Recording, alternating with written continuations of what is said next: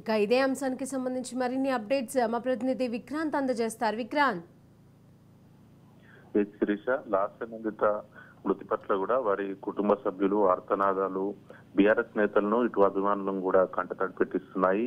తన తండ్రి చనిపోయిన కేవలం సంవత్సరం ఈ నెల ఫిబ్రవరి 19కే ఇప్పటికే ప్రథమ వర్ధంతి జరిగింది. ఈ కార్యక్రమాన్ని కూడా అట్టహాసంగా చేశారు. మాజీ మంత్రి కేటీఆర్ కూడా ఈ కార్యక్రమానికి హాజరైన పరిస్థితి కనిపించింది.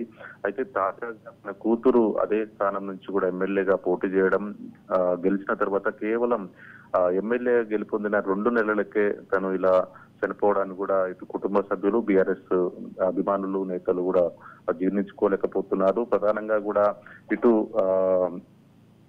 కంటోన్మెంట్ ఎమ్మెల్యే అయినటువంటి ఇటు ఔటర్ రింగ్ రోడ్ పై జరిగిన ప్రమాదంలో అక్కడికక్కడే మృతి చెందినట్లు చెప్తా ఉన్నారు. ఇటు పటాన్చెరు సమీపంలో కూడా ఈ ఔటర్ రింగ్ రోడ్ పై జరిగిన ప్రమాదంలో ఆమె ప్రాణాలు కోల్పోయారు. అదుపు తప్పిన వాహనం మాత్రం రోడ్డు డివైడర్ ఇదే వాహనం కూడా వెళ్లి ఢీకొట్టడం వల్లనే అతివేగం నిద్రమత్తు కారణంగానే ప్రమాదం జరిగినట్లు కూడా పోలీసులు ఒక ప్రాథమిక అంచనాకు వచ్చారు.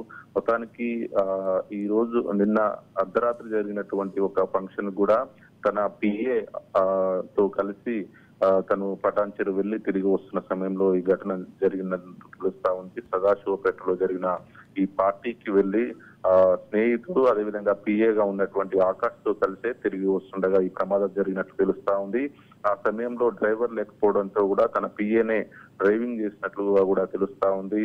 మొత్తానికి ఈ ప్రమాదంలో ఎమ్మెల్యే లాస్ట్ నందిత మాత్రం అక్కడక్కడే మృతి చెందగా